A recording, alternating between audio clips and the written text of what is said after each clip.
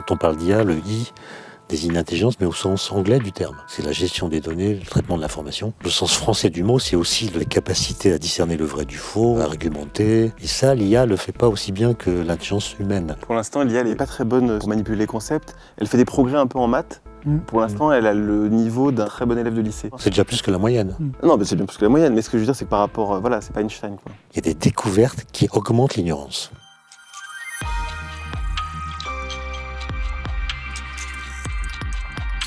Étienne Klein, merci d'avoir accepté notre invitation dans Planétarium. Vous êtes une figure de la vulgarisation des sciences, directeur de recherche au CEA, enseignant, philosophe. Vous êtes également producteur et présentateur de l'émission La Conversation scientifique sur France Culture. Plus de 500 émissions. Déjà plus de 500. Tristan, on a encore du boulot. Hein. Ouais. Et vous êtes également un auteur prolifique. Fin 2025, vous publiez Éloge du dépassement avec Thomas Pesquet.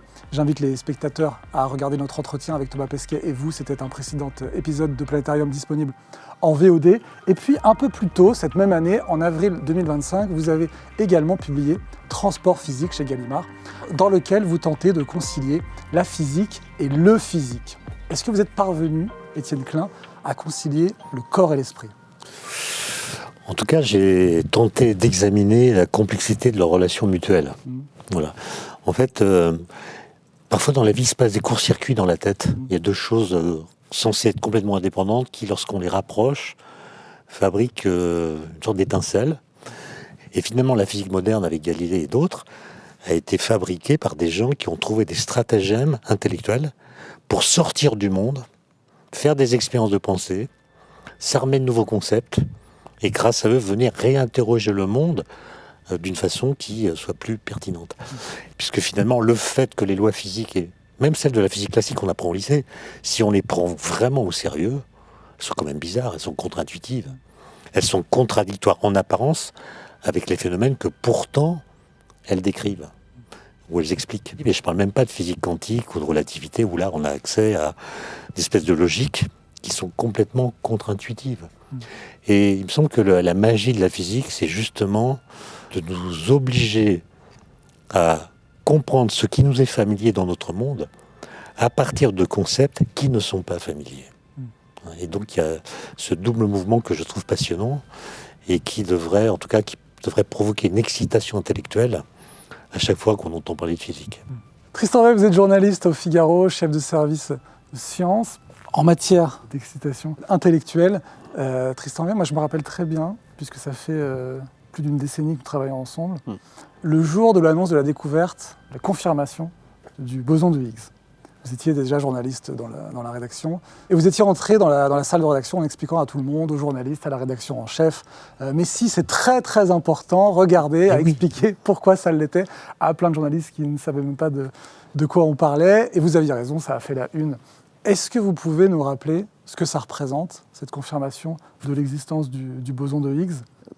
Ça nous servira de point de départ à cette réflexion. C'était important parce que c'était un peu la pièce manquante du puzzle pour lequel on avait construit le LHC d'une certaine façon. Donc on avait investi des milliards pour essayer de trouver cette particule qui en fait permettait d'expliquer de gros problèmes qu'il y avait dans le modèle standard de la physique des particules, et notamment la masse des bosons intermédiaires. Le photon, comme vous le savez, n'a pas de masse.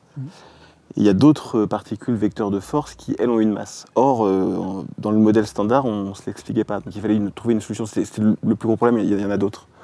Et il y avait une théorie extrêmement élégante, qui est cette théorie faite de Englert, Booth, Higgs, qui est une théorie collective, extrêmement élégante, qui supputait l'existence d'une particule, un boson, le boson scalaire, qui, par des mécanismes un peu complexes, mais donnaient leur masse à certaines particules et pas à d'autres, et qui, quelque part, résolvaient tous les problèmes. Et la théorie était si élégante, et c'est pas toujours le cas en physique des particules, mais si élégante que, quelque part, personne ne doutait vraiment de l'existence de ce boson.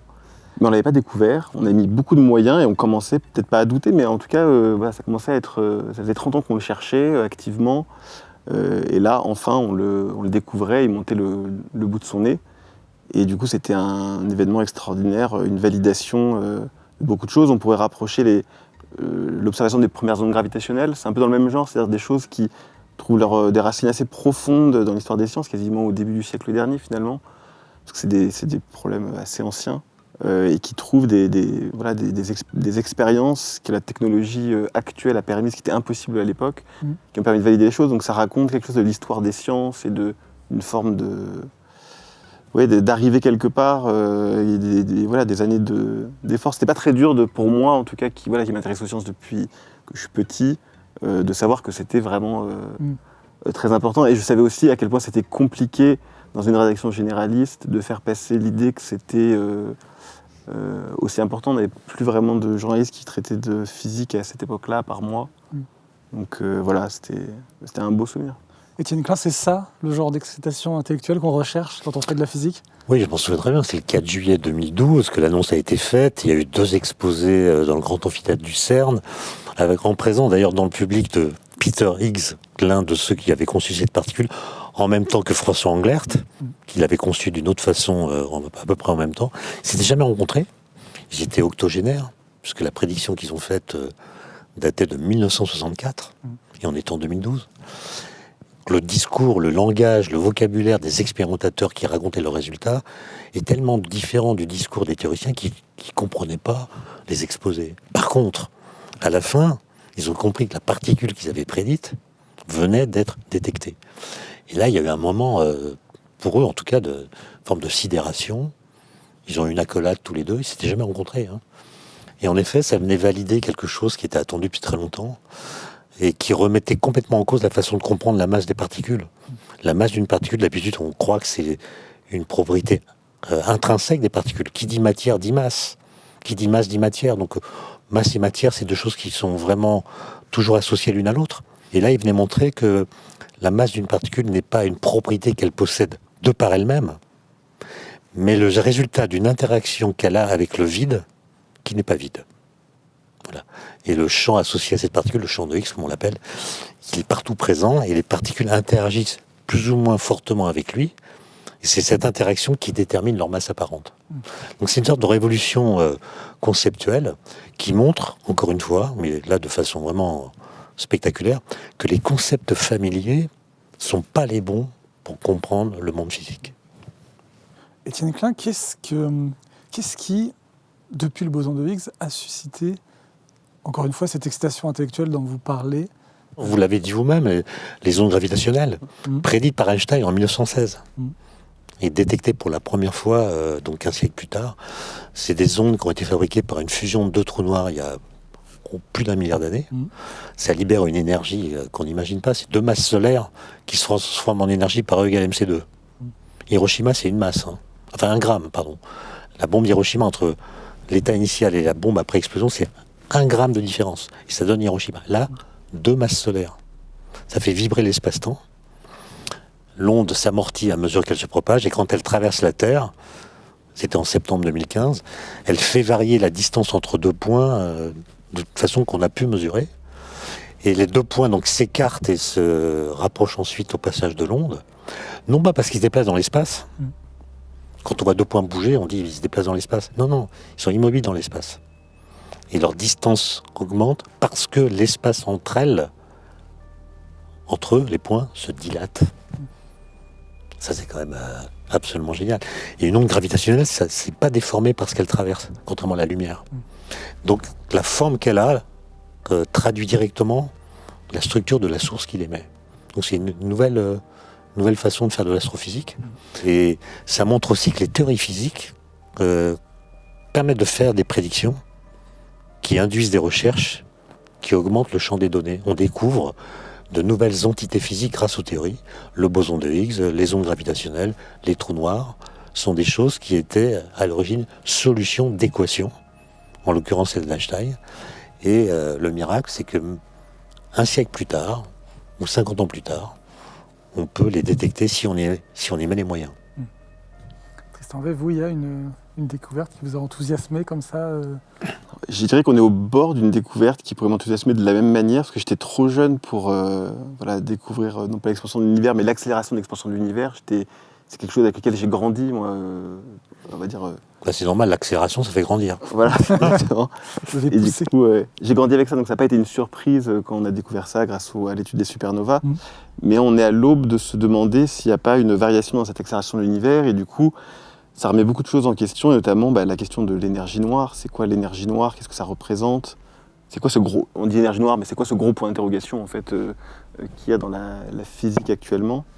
Et donc moi, c'est toutes ces questions cosmologiques qui m'intéressent aujourd'hui parce on voit bien qu'il y a un voile et qu'il y a quelque chose derrière ce voile qui attend qu'à être déchiré. Et pour l'instant, on n'y arrive pas. Il y a pas mal de... Toutes les choses comme ça qui font un peu craquer le modèle qui, moi, m'intéressent. Et donc aujourd'hui, ça va être les recherches sur le neutrino, les recherches sur le moment magnétique du muon, le problème de l'accélération de l'énergie, de l'expansion de l'univers. Évidemment, on peut espérer qu'avec les nouveaux accélérateurs, on pourra lever le voile sur l'existence ou non de la supersymétrie et qu'est-ce qui se cache un peu derrière le modèle de la physique des particules. Et j'ai un peu hâte de voir qu'est-ce qu'on va voir derrière ce coin de voile, et je pense qu'on n'est pas loin de commencer à déchirer ce voile, mais jusqu'à présent, moi j'ai vécu quand même toute ma vie scolaire et de jeune journaliste scientifique sur plus ou moins des certitudes et des confirmations expérimentales. J'ai pas vraiment eu je réfléchis, mais de grandes révolutions conceptuelles depuis 30 ans. Enfin, en tout cas, j'en vois pas qui me soient... Voilà, les choses les plus révolutionnaires que j'ai vues sont des choses qui sont plutôt d'ordre technologique et qui m'impressionnent, que je trouve très intéressantes. Et la dernière d'entre elles, c'est l'IA. Et clairement, l'IA générative, ça fait longtemps qu'on connaissait le deep learning, qu'on voyait tout ce que ça apportait, ce machine learning, pour aller voir des choses sous-jacentes à la réalité qu'on n'arrivait pas à mettre en équation. Et c'était un peu fascinant, et c'est toujours fascinant de voir qu'un programme informatique arrive à déceler des choses cachées sous la réalité des choses sans qu'on comprenne exactement bien comment elle fait. Il y avait un côté quand même mystérieux, et quand je parlais aux chercheurs qui travaillaient sur l'IA générative, ils disaient qu'eux-mêmes étaient bluffés par ce qu'arrivait à faire l'IA générative, et qui ne comprenaient pas bien comment c'était possible qu'en essayant juste de deviner le mot d'après, on arrive à produire des raisonnements, des textes, à passer l'examen du barreau. Ça paraissait quand même assez fantastique. On va en parler de l'IA générative, puisque vous en parlez également dans votre livre, Étienne Klein. Juste avant, si on se tourne, comme l'a fait Tristan Weil, vers le futur, vous, si vous pouviez lever le voile sur un mystère de l'univers comme ça qui vous semble important. Il y a l'énergie noire dont vous avez parlé, évidemment. Ouais. Donc moi, j'attends, avant de faire des hypothèses, j'attends les résultats d'Euclide, le télescope spatial. Bientôt, on aura des contraintes assez fortes. C'est un télescope spatial qui est installé à 1 500 000 km d'ici, à ce qu'on appelle un point de Lagrange, et qui fait une sorte de cartographie des galaxies, y compris les plus lointaines. Et ça va nous aider à mettre des contraintes sur ce que peut être ou pas être la constante cosmologique et puis l'énergie noire. Bon. Mais en fait, ce que vous dites, c'est la preuve qu'on n'a pas le même âge. Oui. Parce que, en fait, il y a des découvertes, c'est ça qui est paradoxal, il y a des découvertes qui augmentent l'ignorance. Par exemple, quand moi j'étais étudiant, on nous expliquait que le contenu de l'univers, le contenu matériel et énergétique de l'univers était identifié. C'était les protons, les neutrons, la matière baryonique, comme on l'appelait. Et puis, un peu plus tard, on nous parle de matière noire, puis d'énergie noire. Et finalement, la matière telle qu'on la connaît, constituée des particules élémentaires telles qu'on les connaît, c'est quelques pourcents du contenu total de l'univers. Donc, en apprenant des choses, on s'est rendu compte qu'on en savait moins que ce qu'on croyait savoir. C'est ça que je veux dire. Et l'énergie noire, moi, ça m'excite évidemment comme tout le monde, mais je crois un peu moins que la matière noire. La matière noire, c'est quand même une matière qui, si les équations d'Einstein sont justes pour la gravitation, existe. Elle agit gravitationnellement, mais elle n'est pas couplée à l'électromagnétisme, donc elle n'émet pas de lumière. Il y a plein de candidats possibles théoriques. On cherche, il y a toutes sortes d'expériences qui visent à identifier ces constituants. Pour l'instant, rien. Et ça, c'est frustrant parce qu'on en vient à se demander si c'est pas les équations qu'il faudrait changer, autrement dit la loi. Parce qu'en fait, quand il y a une contradiction entre ce que disent les théories et ce qu'on observe ou ce qu'on mesure, il y a deux solutions. Soit on dit, dans l'univers, il y a des choses qu'on n'a jamais vues qui, si elles existent, rétablissent l'accord, ce qu'on appelle la solution ontologique. Ou bien, deuxième solution, on change les lois pour ne plus que le désaccord existe. On change les lois de telle façon à faire disparaître le désaccord. Et s'agissant de la matière noire, on ne sait pas laquelle des deux pistes est la bonne. Et ça, vous pensez que c'est accessible à l'échelle d'une vie humaine ou... Ça dépend de la longueur de la vie humaine, ça dépend de qui on parle. Moi, ouais, je pense. Enfin, en tout cas, si on continue l'effort de recherche, Je pense que sur la matière noire, on aura des indications fiables avant que je meure, à condition que je meure le plus tard possible. Est-ce que la physique est aujourd'hui utile pour affronter les défis technologiques du monde moderne, tels que l'IA, par exemple? L'IA, alors l'IA peut rendre des services à la physique, dans le traitement des données, etc. Maintenant, l'IA, elle mime l'intelligence. Enfin, l'IA, quand on parle d'IA, le I désigne l'intelligence, mais au sens anglais du terme. Donc c'est la gestion des données, le traitement de l'information. C'est ce qu'on appelait autrefois la cybernétique. Alors que l'intelligence à la française, l'intelligence, le sens français du mot, c'est aussi la capacité à discerner le vrai du faux, à argumenter, à montrer ce par quoi on est intelligent, en fait. Et ça, l'IA le fait pas aussi bien que l'intelligence humaine, même si elle le mime de plus en plus. Non, il y a un problème avec l'IA quand même, dont on parle pas trop, c'est l'énergie. Ça coûte une énergie énorme. Et la question, est-ce qu'on va pouvoir utiliser l'IA d'une façon durable, sans que ça nous oblige à construire des réacteurs nucléaires à une cadence d'essuie-glace, quoi. Il y a ce problème-là. Mais, vous savez, en 2024, le prix Nobel de physique a été donné, non pas à des physiciens, mais à 2 concepteurs, 2 pionniers de l'IA. L'un qui avait inventé ce qu'on appelle les réseaux de neurones artificiels, et l'autre qui avait inventé les techniques d'apprentissage profond. Ça a été mal vécu par la communauté, ouais. Parce que ça voulait dire soit que l'IA va faire de la physique mieux que les physiciens, soit qu'il n'y a pas de physicien qui mérite le prix Nobel. Bon. Moi, je fais simplement une remarque, ce qui n'est pas une conclusion, mais ni une réponse. C'est quand vous regardez comment est née la physique moderne, avec Galilée, plus tard Newton et puis Einstein, ces gens, ils ont trouvé les bonnes lois, mais ils n'avaient pas de données, très peu de données. Quand Galilée dit à un corps qu'il n'est soumis à aucune force, il n'a jamais vu lui-même un mouvement inertiel. Quand il dit tous les corps tombent à la même vitesse dans le vide, il ne l'a jamais vu, parce qu'on ne sait pas faire le vide à l'époque. Et les données qu'il avait contredisaient les lois qu'il énonce. Quand Einstein écrit les équations d'Einstein en 1915 pour la gravitation, qu'est-ce qu'on sait sur l'univers en 1915 ? On ne sait pas que l'univers est en expansion, on sait encore moins que l'expansion s'accélère, on ne sait pas qu'il y a d'autres galaxies que la nôtre, on ne sait pas d'où vient que les étoiles brillent, on n'a pas identifié les forces nucléaires. En fait, par rapport à aujourd'hui, on ne sait rien.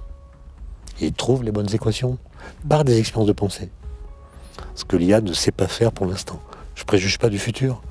Mais pour moi, c'est une aide, mais je ne pense pas qu'elle remplace l'intelligence humaine quand il s'agit de créer des concepts. Et alors, est-ce que la physique peut être, en revanche, elle, une aide pour l'IA dans cette logique de recherche d'énergie ? Je pense à la fusion nucléaire. Je lisais dans la bonne presse que M. Yann Lequin a quitté Meta pour créer sa propre start-up parce qu'il veut que l'IA serve à la physique, à la connaissance des lois physiques et des lois de l'univers. Donc ça veut dire qu'il y a sans doute, lui il est plus compétent que moi, il a des idées là-dessus qui pourraient être fécondes, j'en sais rien. Mais... Pour l'instant, l'IA, elle est pas très bonne sur pour manipuler les concepts. Elle fait des progrès un peu en maths. Pour l'instant, elle a le niveau d'un très bon élève de lycée, un niveau d'olympiade mathématique à peu près en termes de raisonnement en géométrie, en algèbre. C'est déjà plus que la moyenne. Non, mais c'est bien plus que la moyenne. Mais ce que je veux dire, c'est que par rapport, c'est pas Einstein, quoi. Et il manque cette notion de créativité. Et quand on parle à des mathématiciens, on voit bien que on a l'impression que les maths, c'est des équations, des chiffres, des formules compliquées. Ça, c'est la formalisation des mathématiques. Et les mathématiques, en fait, c'est la manipulation de concepts abstraits qu'on se fait dans la tête. C'est de l'imagination, les mathématiques. Et les mathématiciens, leur manière de parler de maths, c'est de se parler entre eux avec des images. Les caractères, etc., c'est pour vérifier ensuite leur intuition, pour solidifier leur intuition. Et à la base, les maths, c'est de l'intuition et des concepts. Et ça, je ne pense pas que l'IA arrivera facilement à remplacer. Et en physique théorique la plus pointue, parce que ce qu'elle pouvait faire Einstein, ou quand il a fallu poser les bases de la mécanique quantique, je pense que ça donne une dose d'imagination que l'IA n'aura pas par construction. Par construction, l'IA, elle ne cherche pas à défricher le nouveau, elle cherche à répéter. Ce qu'elle a montré sur le langage, c'est que nous-mêmes avons une haute opinion du langage, alors que finalement, on est quand même des machines à répéter. Dans notre apprentissage, depuis qu'on est petit, on ne fait que répéter, mimer, etc. Et finalement, ce que l'IA a mis en lumière, c'est qu'en imitant, elle arrivait à à recréer la parole humaine et à donner le change. Ce qui, voilà, mais sur cette partie de créativité, je pense que voilà, l'être humain a encore beaucoup d'avance pour des raisons profondes de structure de notre cerveau qu'on a du mal à comprendre, mais quand on parle des gens qui sont spécialisés dans la structure du cerveau, ou voilà, je sais pas, on voit certaines personnes qui manipulent les nombres premiers, par exemple, qui ont certains problèmes autistiques et qui vont arriver à manipuler des nombres premiers extrêmement larges de manière complètement intuitive. On sent qu'il y a quelque chose dans la structure du cerveau qui explique pourquoi qui est vraiment conceptuel à notre cerveau, qui permet de manipuler des concepts et de l'intuition comme ça. Étienne Klein, vous pensez qu'il est un jour possible de faire de la recherche en physique ou même de la recherche au sens plus large sans être humain? J'y crois pas. Mais... Tristan vient de nous dire qu'il y croit pas. En fait, je vais répondre honnêtement. J'en sais rien, mais j'espère ne pas voir ça. Voilà. Parce que j'adore, moi, écouter des physiciens qui discutent entre eux. C'est ce que vous dites un peu. Un tableau, ils écrivent des trucs, ça fait germer une idée dans la tête de l'autre. Enfin, c'est un spectacle magnifique. Une sorte d'interaction intellectuelle comme ça, assez mystérieuse en effet. On ne sait pas trop ce qui se passe dans le cerveau. Qu'est-ce que c'est qu'une idée d'ailleurs? Comment ça germe dans un cerveau une idée? Et c'est quoi une idée par rapport à toute l'activité neuronale qui agite nos boîtes crâniennes là? Qu'est-ce qui fait qu'une idée surgit du chaos de l'activité neuronale? Bon, ça on ne le sait pas trop. Et moi j'aime beaucoup cette phrase de Bachelard. Bachelard c'est mon maître dans plein de domaines. Il disait, il faut que l'imagination prenne trop pour que la pensée ait assez. Autrement dit, la pensée, elle se nourrit pas simplement de données. Elle se nourrit pas simplement du spectacle du monde.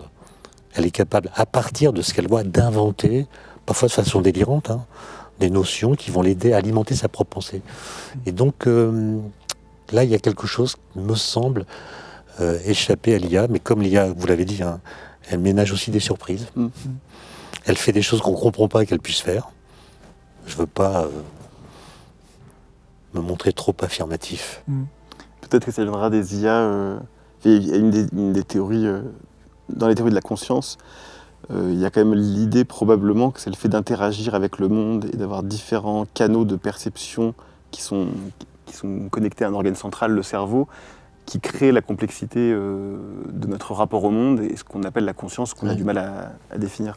Donc peut-être que c'est en mettant ces IA sur des robots qui se meuvent qu'on arrivera à dépasser, recréer une forme de conscience et là peut-être arriver à des choses produites par l'être humain qui penseront et qui pourront faire preuve. Je ne sais pas si c'est souhaitable, si c'est pas souhaitable, s'il faut en être effrayé ou non. Je suis complètement agnostique sur la question. J'ai pas de... Mais ce qui, moi, je trouve impressionnant, c'est que ChatGPT, pour prendre cet exemple, ne comprend rien à ce qu'il raconte. Non, rien. ChatGPT, c'est même pas ce que c'est qu'un mot.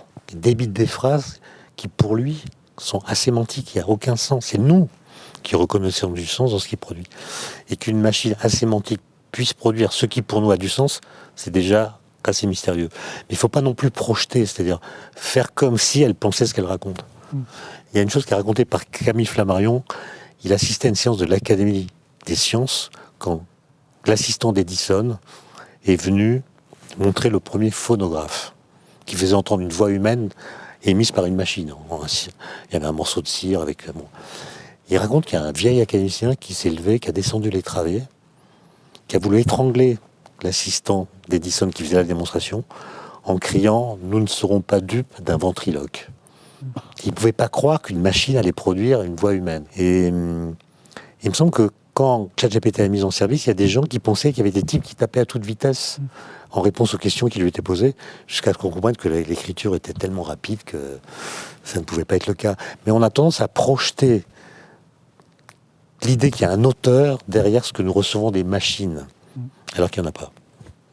Et alors, est-ce que l'addition des capacités créatives, imaginatives des êtres humains et les performances fantastiques de l'IA pourraient nous permettre d'accélérer certaines découvertes? Sans doute, ou l'inverse.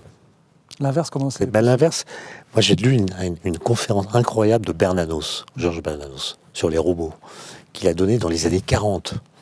Et je pense que dans les années 40, la question des robots, c'était pas une question centrale. Et dans cette conférence, il dit une phrase que je trouve extraordinaire, il dit « Le problème ne vient pas de la multiplication des machines, mais du fait que de plus en plus d'humains sont formés depuis l'enfance à ne rien attendre d'autre que ce que peuvent donner les machines. Est-ce que les machines vont doper notre paresse intellectuelle, ou bien est-ce qu'au contraire, elles vont exciter notre activité intellectuelle? Moi, je ne sais pas. La question n'est pas tranchée. Autrement dit, est-ce que la concurrence qu'elle nous donne en termes techniques va provoquer un essor de notre esprit en faisant que nous allons penser d'une façon humaine encore plus efficace qu'avant, ou est-ce qu'on va finalement déléguer aux machines une partie de notre activité intellectuelle? Je ne sais pas. On voit bien que déjà aujourd'hui ça clive un peu les populations. Est-ce que c'est pas juste une question de choix et que certains vont mieux, entre guillemets, s'en sortir que d'autres? Non, mais par exemple, vous corrigez des copies d'étudiants, vous? Je l'ai fait il y a très longtemps dans le journalisme. Des copies écrites à la main. Alors les étudiants d'aujourd'hui, c'est quand même des jeunes gens, des jeunes filles, dont l'orthographe est corrigée depuis qu'ils savent écrire. Quand ils écrivent sur un écran, un téléphone, ce qu'ils écrivent est corrigé. Donc moi, je m'étais dit quand c'est apparu que bientôt, on corrigerait des copies sans faute d'orthographe. Je vois bien que c'est pas le cas. Donc, ça veut dire que le fait d'être corrigé ne suffit pas pour apprendre. Au contraire, je pense qu'ils délèguent les règles de l'orthographe et de la grammaire, de la syntaxe à des machines. Ils n'ont plus besoin de les apprendre. On peut voir deux choses, mais il y a le même problème avec... déjà avec Internet, la question se posait déjà et elle n'est pas non plus résolue. C'est de savoir à quel point cette délégation justement d'une partie de notre mémoire à la machine est bénéfique ou non. En d'autres termes, est-ce que savoir faire une recherche Google, ça occupe une place dans votre cerveau et ça dispense d'un certain nombre de savoirs. Vous savez que vous avez l'information à portée de doigt. Par exemple, vous retenez moins bien l'itinéraire dans Paris, par exemple. Vous savez que vous savez utiliser votre téléphone. Est-ce que c'est positif ou est-ce que c'est négatif? On ne sait pas très bien. Ça dépend, parce qu'en fait, lire des livres et savoir faire des relations entre les livres qu'on a lus, Google ne le fait pas à notre place. Est-ce que je peux vous lire une citation incroyable de Hegel? Bien sûr. Moi, je ne suis pas un grand lecteur de Hegel parce qu'il m'effraie. Enfin, une espèce de... Ouais. Déjà, sa tête. Ouais. Mais j'ai trouvé... On a hâte, du coup, là. On ménage le suspense. Et voilà, c'est le problème d'externaliser sa mémoire. Non, mais c'est incroyable qu'il ait écrit ça avant toutes les technologies dont on parle. Il dit « Si l'apprentissage se bornait à une simple réception, le résultat n'en serait guère meilleur que si nous écrivions des phrases sur l'eau. Car ce n'est pas la réception, mais l'auto-activité par laquelle on se saisit de quelque chose qui fait que nous en avons la propriété. » Autrement dit, il faut réfléchir sur les savoirs plutôt que simplement les lire pour qu'ils imprègnent notre pensée. Merci Étienne Klein pour cet échange. Merci Tristan V, également chef de service sciences au Figaro. Étienne Klein, je rappelle la sortie de vos 2 livres cette année, Éloge du dépassement, Transport physique. À la semaine prochaine pour un prochain Planétarium.